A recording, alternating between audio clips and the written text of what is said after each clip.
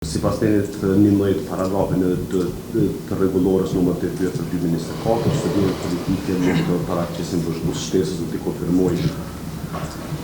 të njëjtët në lidhje me këtë 8 subjekte politike që marrin pjesë në raundin dytë kanë dorëzuar konfirmime dhe vëzhgues shtesë për atë.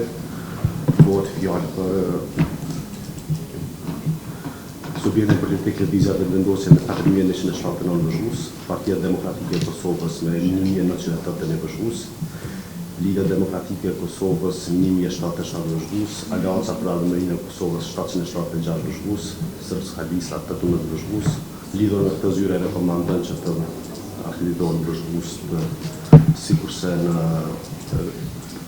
si që paraqitur në këtë rekomandim. Pika radhës ka të bëjë me rekomandimin për akreditimin, konfirmimin e vëzhguesve të mediave vendore dhe kombëtare. Gjithsesi janë 32 të tilla me numrin total të vëzhguesve 464. Po e shpreh një shqetësim që po e marr përmes mesazheve, ka shumë persona në Suedi, sidomos në Norvegji, që nuk e kanë marrë postë. Thjesht nuk e kanë pranuar postë. Unë as po di më përgjigj, domethënë se di që është një proces zinxhiror dhe nuk e di cila hallka aty e ka probleme, ka dështuar. Mirë, po du me ngrit me po çka bëhet, domethënë kënej vetëm një herë i kom pyet në sekretariat, kanë thonë ne i kemi dërguar. Domethënë i kemi dorëzuar posta Kosovës me gjasë. Tash se më mena edhe posta Kosovës ai ka përcjell ajo, po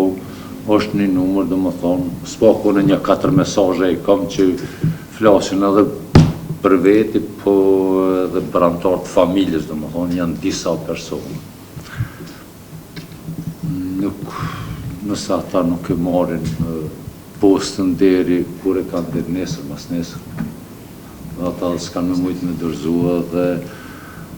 jo për fajin e tyre, domethënë ata nuk mujnë me votuar. Më bashku shqetësimit të kolegut, që në shqetësime dhe tjerëve, gjithashtu që në shqetësime bëj gjitha qytetarëve, edhe mendoj që divizioni përkatës apo departamenti përkatës duhet na bimi një raport, edhe për të pa që nëse problemet janë si çështja e organizimit ton, apo dhe të shërbysve, ofruesve të shërbimeve që ne i kemi kontraktu për këtë çështje, atëherë duhet diskutuar edhe mundësinë që në ato vende ku ka vonesa në dërgimin e zarfeve, me fletvotime, të shikojmë edhe mundësinë e, si me thonë, pasis parasysh edhe të vazhdimit qoftë për një ditë, sepse problemi është që tashmë veç futemi në pjesën e fundjavës dhe të shtuneve dhe djeleve postat nuk punojnë. Dhe tek të hëneve, ditën e hënë. Dhe ditën e hënë gjasat mund t'janë që një pjesë e madhe e këtyre zarfave që janë dërguar të premten dhe vinë tek të martën mëngjes apo të hënën pas dite kur ne mund të bëjmë tërheqjen. Andaj unë kërkoj prej drejtorit që të e para të na përgatitet një raport edhe të shihen ku janë problemet, sepse në fund të fundit ne si institucion jemi të obliguar që shërbimet të cilat ne i kemi ofru nuk e kanë cenu të drejtën e qytetarëve për të votuar. Gjithashtu po du me nda edhe me publikun një çështje tjetër që është votimi me asistencë, ku nështë edhe informimi jonë si institucion është shumë i mjekullt, edhe pse ka pas kërkesa që të bëhet një informimin që e kom pa, nëse s'ka bëjt ditën e djeshme, prapë qysh është shumë i çrregullum, deri sa qytetarëve duhet të tregohet qartë se çfarë nënkupton votimi me asistencë në vend votim. Na deri dje kemi pas afatin ku qytetarë të cilët janë me nevoja të veçanta dhe për një arsye se tjetër nuk mund të vinë në vend votim për të votuar, kanë mund të aplikojnë përmes platformës tonë, duke i plotësuar kriteret dhe dokumentet që janë të parapara me ligj, po sidomos me rregullora dhe procedurat tona, dhe në bazë të atyre procedura, pastaj platformë pas shqyrtimit ato pol pranohen, jam të fol për personat individualisht që aplikojnë, pranohen për të votuar si votues me nevoja të veçanta dhe ekipet shërbimi jonë mobil, ekipet mobile pastaj në komunat përkatëse shkon tek vendbanimet shtëpitë e tyre për të ofruar një shërbim të tillë. Raste tjera që gjithashtu janë me nevoja të veçanta, por që për një arsye të tyre personale dojnë me ardhë direkt në vend votim, duhet ta kenë parasysh se vlen të njëjtat kritere si ata që votojnë me nevoja të veçanta. Që nënkupton që bile këtu edhe për më tepër që nevoja veçantë lidhet me pamundësinë e individit për të mujtë me votu për një arsye të themi ma shumë fizike se sa tjetër. Dhe kjo është e rregulluar edhe me rregulloren tonë 14/2024, të pjesa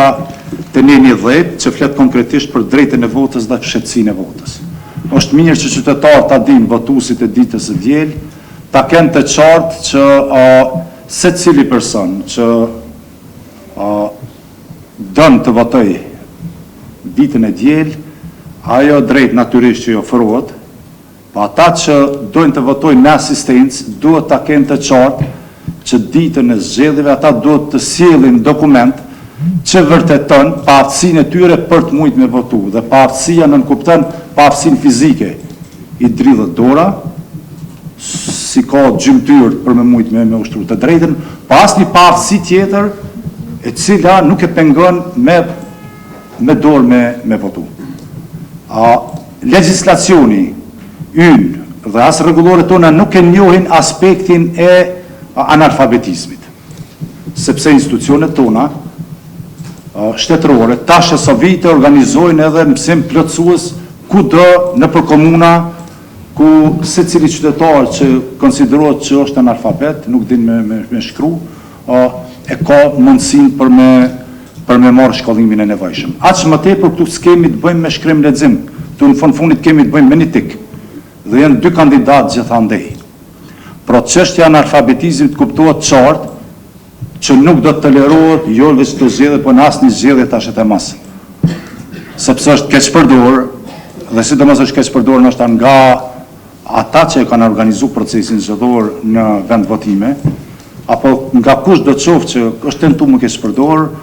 kjo është shkelje e rëndësh dhe vepër penale,